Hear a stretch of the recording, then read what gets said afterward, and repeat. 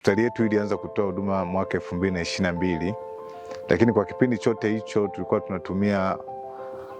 tunapata huduma ya maji kutoka mradi ambao uko kijijini, ambao kimsingi mradi ule ulikuwa utoshelezi na ndio kulingana na mahitaji, kwa sababu unaweza ukaona hapa tunatoa huduma ya wagonjwa wa nje, lakini tunalaza wagonjwa, lakini pia kuna kujifungua. Kwa hiyo uhitaji wa maji ulikuwa ni mkubwa sana.